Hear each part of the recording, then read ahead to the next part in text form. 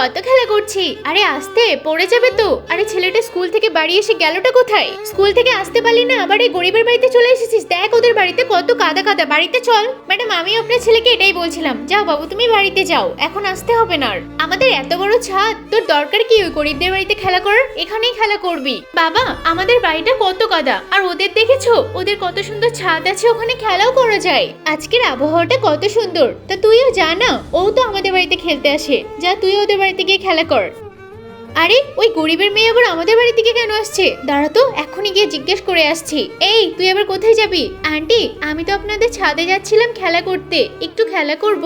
পালা এখান থেকে, এসেছে আমার ছাদটাকে নোংরা করতে। তোর বাবাকে বলতে পারিস না একটা ছাদ বানিয়ে দিতে? আমাদের বাড়িতে এসেছে। বাবা ওরা তো আমাকে তাড়িয়ে দিল। ওরা তাড়িয়ে দিয়েছে তোকে? কোনো ব্যাপার না মনা, আমাদের ছাদ নেই তো কি হয়েছে, আমাদের চাল আছে না, এই চালের উপরেই তুই খেলা করবি, দেখ ভালো লাগবে। মা দেখো ওদেরকে, ওরা তো খড়ের চালের উপরে উঠে খেলা করছে।